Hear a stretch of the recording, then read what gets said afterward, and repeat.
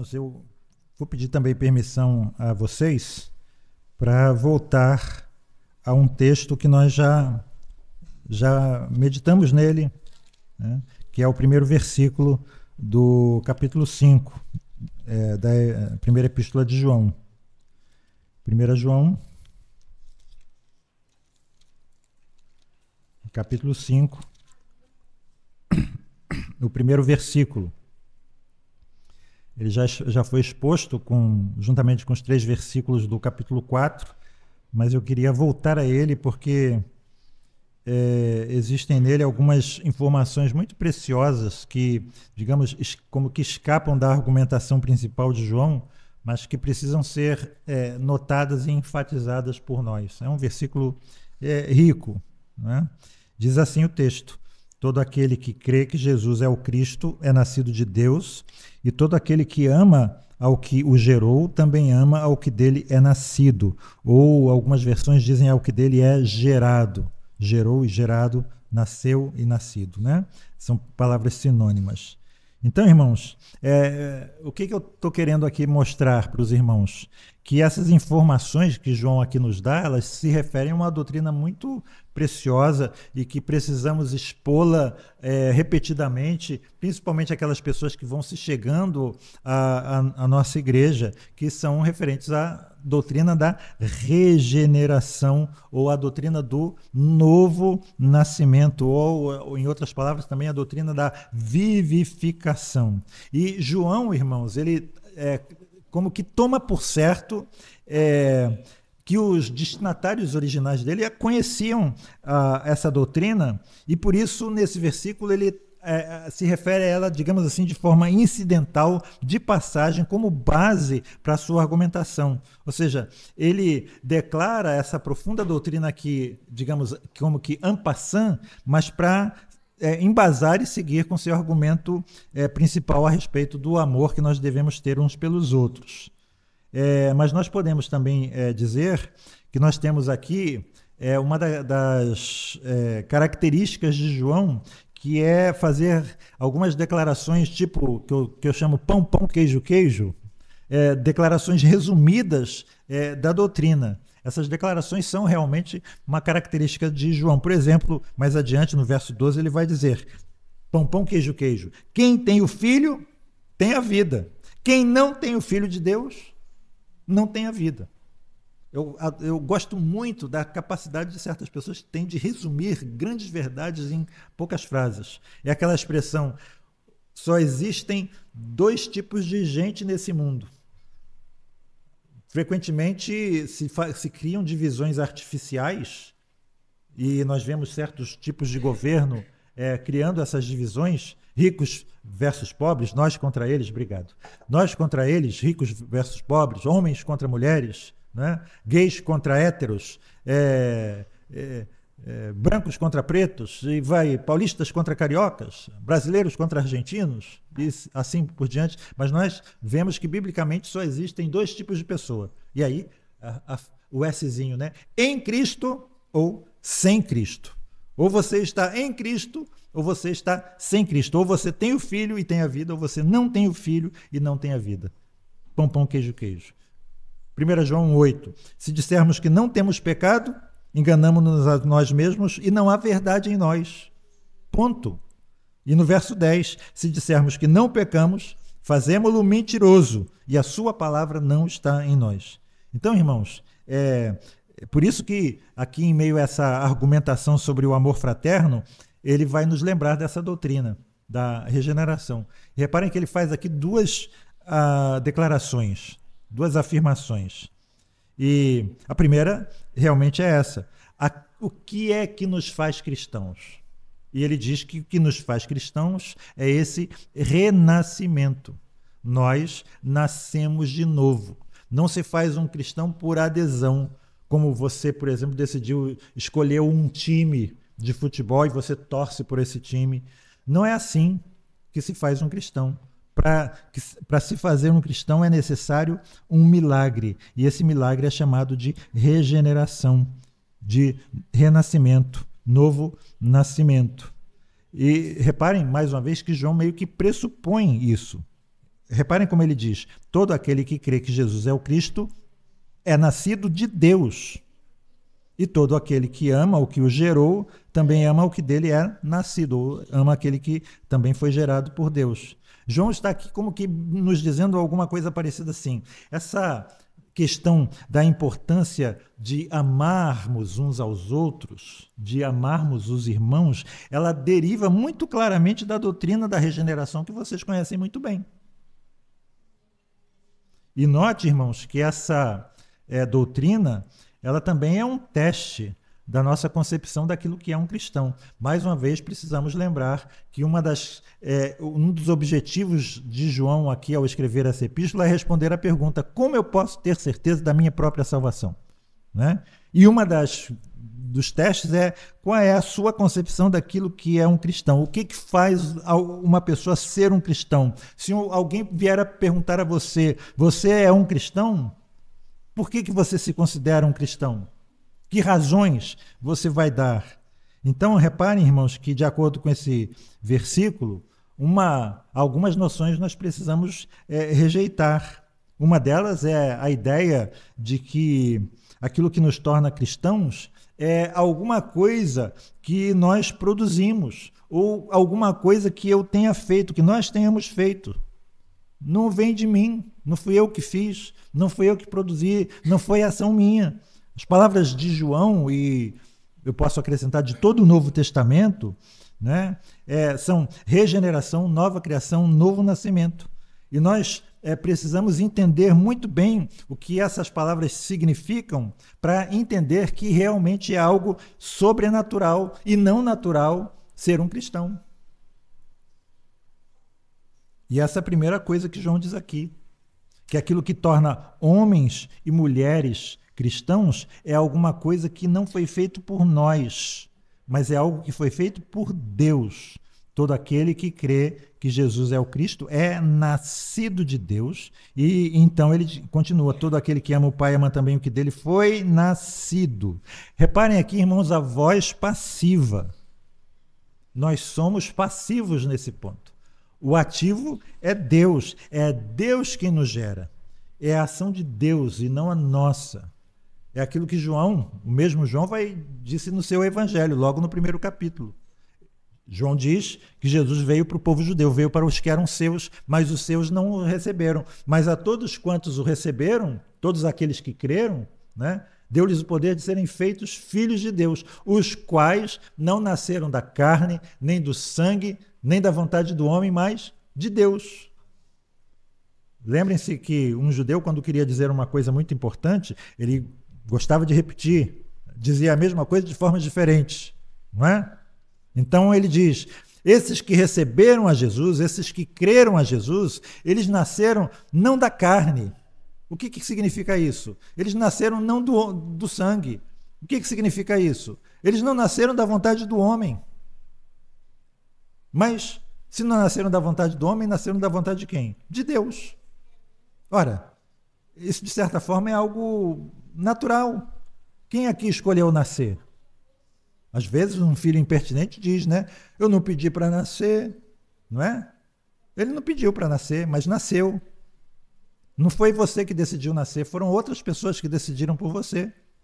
E aqui é a mesma coisa no novo nascimento.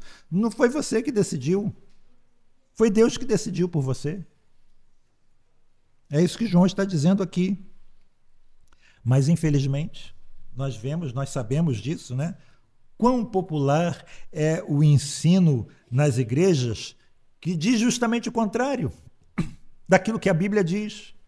Que é o extremo oposto, o exato oposto daquilo que a Bíblia diz. Que existem inúmeros cristãos que estão prontos realmente a dizer que eles são cristãos como resultado de alguma coisa que eles fizeram. Desde as mais claramente erradas, como, por exemplo, eu tenho uma vida ética, portanto eu sou um cristão.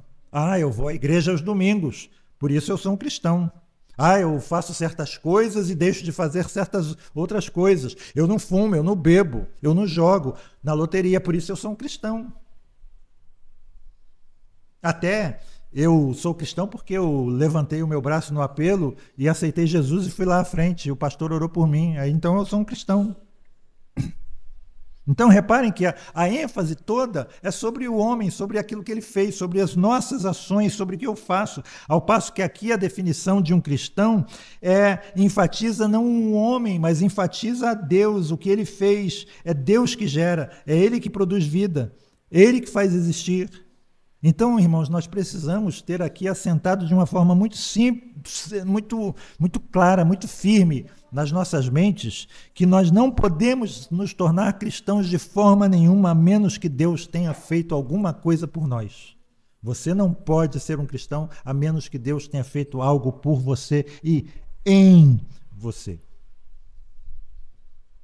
E João aqui, ele dá mais um passo, ele vai mais além. E ele vai dizer que aquilo que nos faz cristãos, reparem, irmãos, é algo que vai tornar você semelhante a Deus.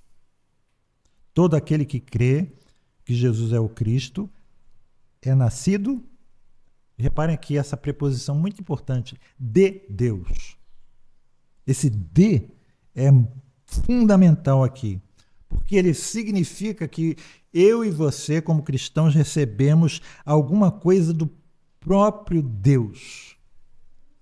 O que João quer nos mostrar aqui, irmãos, é que a ação de Deus em nos tornar cristãos não é somente externa. Ele não nos toca somente do lado de fora. Mas Lloyd Jones ele faz uma comparação muito interessante aqui, quando ele compara essa afirmação com a criação. Quando Deus criou o mundo, ele criou o mundo, digamos assim, fora de si mesmo, né? Mas quando ele nos faz novas criaturas, nesse renascimento, quando ele nos faz cristãos, o ensino aqui é que nós recebemos alguma coisa da própria natureza essencial de Deus. Pedro escreveu a respeito disso da seguinte forma: nós fomos feitos participantes da natureza divina. Reparem, irmãos, que glória! Ser feito participante da própria natureza divina.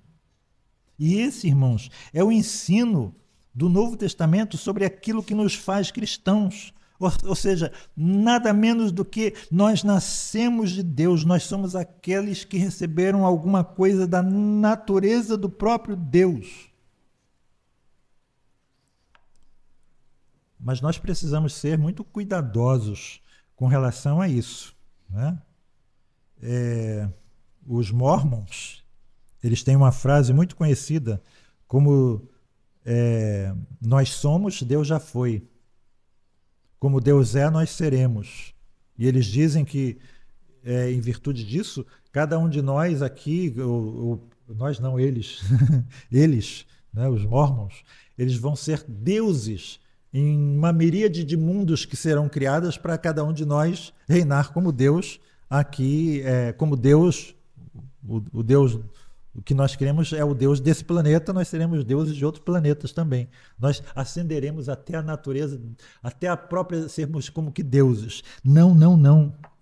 Não. Isso é blasfêmia. Ou seja, nós já aprendemos isso na nossa escola dominical, né?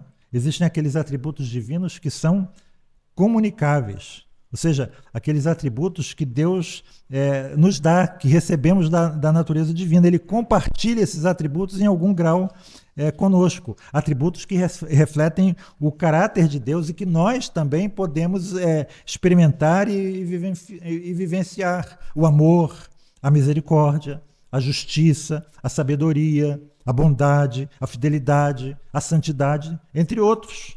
Mas nós sabemos que existem atributos que pertencem unicamente a Deus e que são incomunicáveis. Só Deus é autossuficiente, autoexistente. Só Deus é imenso e infinito. Só Deus é eterno e imutável.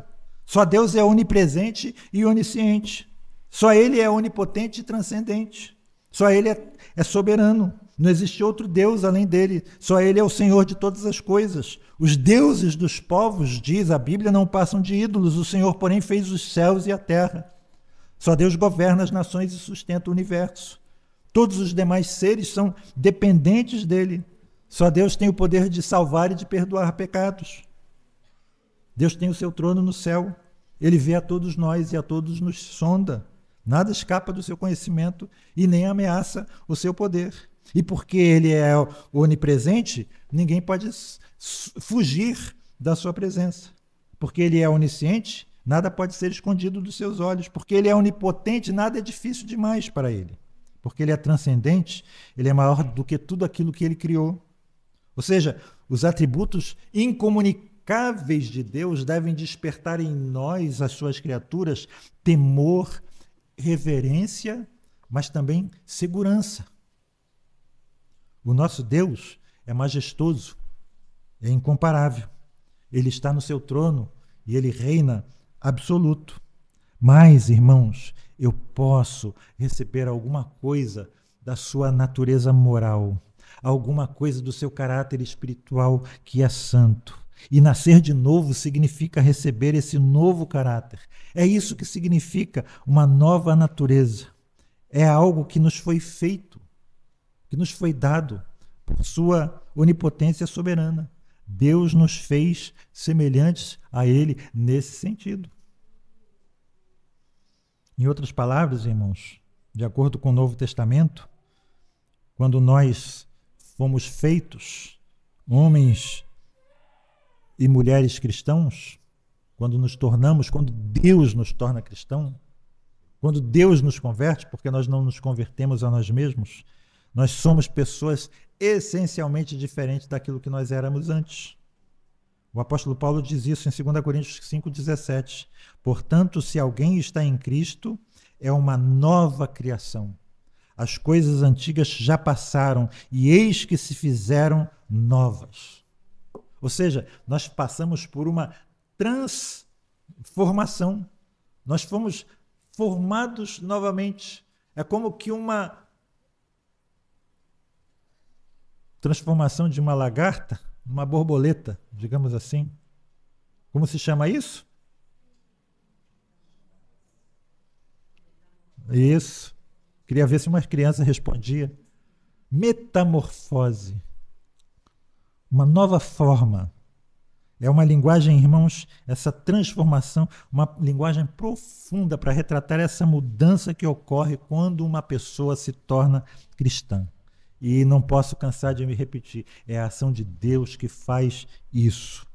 Por isso, aquelas pessoas, aqueles homens e aquelas mulheres que verdadeiramente passaram por essa experiência, eles estão conscientes de que realmente existe uma grande diferença na vida deles. Eles sabem que o que eles são atualmente é radicalmente diferente daquilo que eles foram no passado. E eles sabem que aquilo que eles serão no futuro será ainda radicalmente diferente daquilo que eles são agora.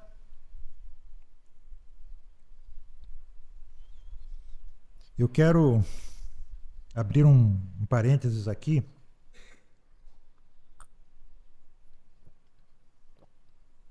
Porque nós precisamos ser bem criteriosos, né?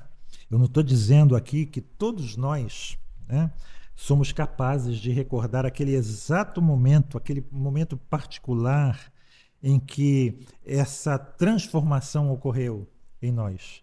Existem pessoas que são capazes de dizer, né, o tempo em que isso aconteceu. Eu lembro do Martin Lloyd, do C.S. Lewis.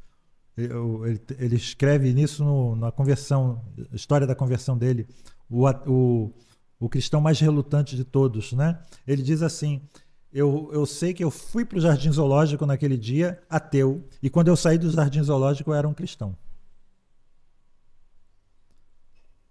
A Rosária Butterfly, uma ex-professora universitária lésbica, militante do movimento, ela retrata a conversão dela da seguinte forma: eu estava na rua e de repente eu fui atropelada por um trem. É como se eu tivesse sido atropelada por um trem. Deus me pegou, me atropelou. Tem pessoas que têm a clara consciência do momento em que isso aconteceu. Nem todos nós somos capazes de perceber isso. Mas o que eu estou dizendo é que se você realmente é cristão, você vai perceber que há alguma coisa diferente em relação à sua vida daquilo que você era antes. Embora você não perceba quando que isso aconteceu. Ou, no caso daquelas pessoas, daqueles irmãos que tiveram esse grande privilégio, né, de nascer dentro dessa relação pactual de Deus com o seu povo, eles também sabem que existe alguma coisa radicalmente diferente neles em relação aos seus colegas que não são cristãos. Ou seja, existe uma consciência dessa ação divina de que realmente somos diferentes. O que eu quero dizer em resumo é isso. Todos os que são realmente cristãos estão sempre conscientes desse fato de que eles são essencialmente diferentes daqueles que não são cristãos. Eu sei que, ao dizer isso, nós frequentemente ouvimos um tipo de resposta muito comum também. Vocês cristãos são soberbos, são arrogantes, são muito orgulhosos, vocês se consideram superiores. Vocês dizem, graças a Deus que eu não sou como as outras pessoas.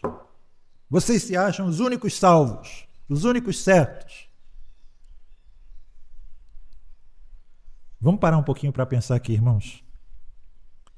Graças a Deus que eu não sou como as outras pessoas. Todos nós sabemos que essas palavras foram colocadas por Jesus na boca do fariseu de Lucas 18. Mas reparem aqui uma coisa. Quando esse fariseu disse, Deus, eu te agradeço porque eu não sou como os outros homens, nós sabemos que ele estava se gabando de si mesmo. Ele estava se gabando de suas realizações. Ele estava se gabando como se a vida dele, ou Deus, o fato de Deus supostamente tê-lo aceitado, se deve ao resultado de uma vida moral, virtuosa que ele tinha.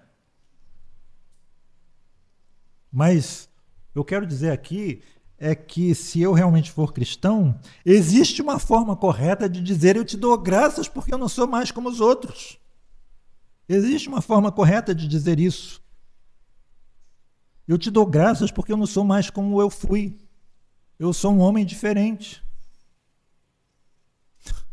Estou me lembrando aqui do meu amigo Arídio, pastor lá da Comunidade Evangélica Nova Aliança. Eu aprendi muito com ele. Lá nos anos 80, nós tínhamos um crachá que era a nossa carteira funcional.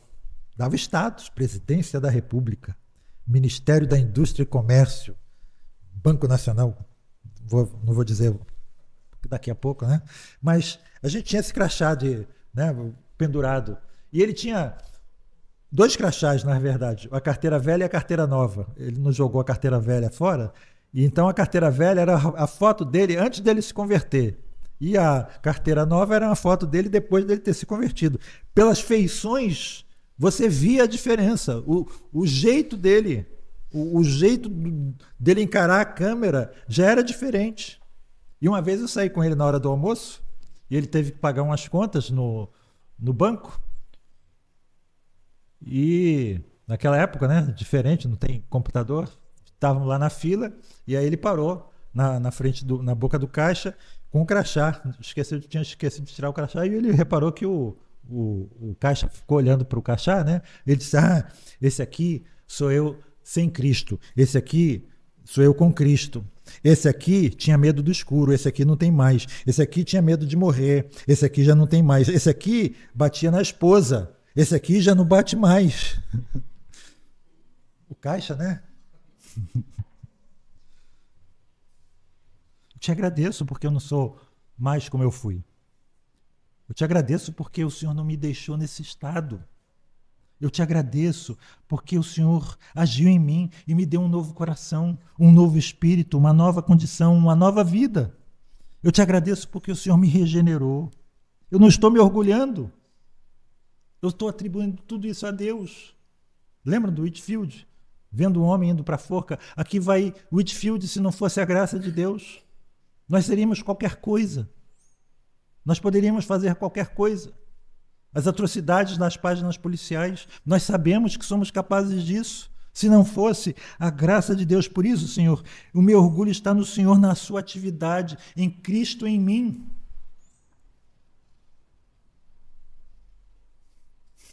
Deixa eu contar essa história. Tem gente que já ouviu uma dezena de vezes, mas tem gente que não ouviu ainda, né? Aquela história do burrinho que Jesus montou na sua entrada triunfante de Jerusalém. Aquele burrinho, diz o Evangelho de Inventares, né? Inventares 3:1, que aquele burrinho voltou para a sua estrebaria muito feliz. Chegou na estrebaria e: mamãe, eu sou muito importante. As pessoas gostam muito de mim. Hoje eu entrei em Jerusalém e as pessoas estenderam seus mantos para eu passar por cima. Elas abanaram ramos de palmeira e ficaram gritando para mim: Hosana, Hosana, Hosana. Eu sou muito importante, mamãe. A mamãe: tá bom. No dia seguinte, o burrinho resolveu entrar em Jerusalém de novo, voltou assustado. Mamãe, não sei o que aconteceu. Eu entrei em Jerusalém, logo em seguida me deram um pontapé no traseiro. Sai daqui, burro. O outro chegou, me deu um tapa na cara. Volta, burro. O outro chegou e deu uma chicotada no meu lombo e disse: vai embora, burro. E eu saí correndo. Aí a mãe dele disse: isso é só para você aprender que sem Jesus você é só um jumentinho. Sem Jesus, eu sou só um jumentinho, meus irmãos. Sem Jesus, você sabe disso? Você tem consciência disso? Que sem Jesus você é só um jumentinho? Existe uma modéstia falsa. Existe uma humildade falsa, espúria. Mas se, irmãos, eu não sou grato a Deus, se eu não me alegro, porque eu não sou mais como o mundano que eu fui, se eu sou cristão e não sou grato a Deus, existe alguma coisa de errado em mim, porque eu tenho que me alegrar com o fato de que Deus teve misericórdia de mim, Deus lidou comigo, Ele me fez diferentes de homens e mulheres do mundo que não o conhecem. Não veem a necessidade que eles têm de Jesus, se acham muito bons. Irmãos, se nós nascemos em e de Deus, nós realmente devemos, claramente, obviamente, ser diferentes daqueles que não nasceram de Deus. E é isso que João está dizendo. É essa operação de Deus em nós que nos torna diferentes dos outros, mas iguais uns aos outros. Essencialmente iguais uns aos outros, como todos os outros cristãos. Todo aquele que crê que Jesus é o Cristo é nascido de Deus, e todo aquele que ama aquele que o gerou, também ama aquele que é gerado dele.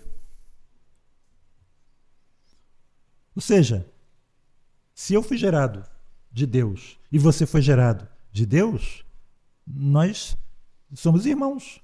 Temos semelhanças. É uma dedução simples, não é? Todos aqueles que são membros de uma família têm algumas características que mostram que eles são irmãos. Está aí o Pedro e a Helena. Dá para ver que eles são irmãos. Talvez um não fique satisfeito de saber que é parecido com o outro, mas são. Não é? E a mesma coisa acontece conosco, irmãos. Aqueles que são gerados pelo mesmo Pai têm as marcas, têm traços dele. E aqui, da mesma forma, existem traços comuns entre nós, povo de Deus. E, irmãos, essa é uma das coisas muito bonitas de se ver, de se reconhecer. Porque, outro teste, se você é um cristão, você vai reconhecer um irmão ou uma irmã quando você ver. É um teste muito bom para saber se você é realmente um cristão. Você vai ver a marca, você vai entender. Já terminando, uma igreja local deve ser um testemunho permanente dessa doutrina da regeneração. Numa igreja local, existem pessoas de todo tipo. Pessoas de todo temperamento. de várias origens diferentes. Algumas são extrovertidas, outras introvertidas, outras mais cultas e refinadas, outras menos cultas e menos refinadas. Mas, ainda assim, todos nós fazemos parte de um só corpo. Nós reconhecemos uns nos outros esse elemento comum. Todos nós fomos gerados pelo mesmo Pai. Todos nós nos amamos porque reconhecemos essa semelhança, essa herança comum que todos nós compartilhamos. E esse, irmãos, é o ensino profundo desse versículo com relação àquilo que nos torna cristãos. Fomos nascidos de Deus, gerados por Deus. Você tem consciência disso? Você realmente sabe que Deus produziu em você um homem novo, que é diferente daquilo que você era? Você tem consciência de que Ele continua agindo em você, transformando você dia a dia? O apóstolo Paulo diz de glória em glória na imagem do seu próprio Filho. Esse é o propósito de Deus. Você já disse alguma vez, na verdade você costuma dizer, eu sou o que sou pela graça de Deus? Não por algo que fiz, não porque eu busquei. Eu sou o que sou porque Deus me deu algo que eu nem mesmo pedi, que eu nem mesmo busquei.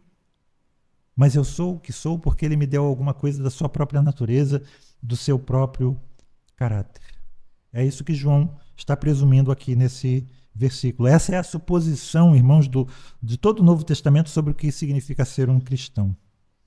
Que coisa triste é ver numa igreja local homens e mulheres disputando por glórias terrenas. Como nós damos tanta importância, muitas pessoas dão grande importância a ser chamado de doutor, de reverendo, de presbítero, de diácono, né? Mas a coisa mais maravilhosa da nossa fé é o fato de que o cristão mais humilde que existe pode ter a plena certeza de que é um filho do Deus Altíssimo, de que é amado de Deus, de que é nascido de Deus, gerado por Deus. Essa, irmãos, é a essência, a substância daquilo que nós devemos saber, de acordo com o ensino bíblico do que significa ser um cristão. Que Deus nos abençoe.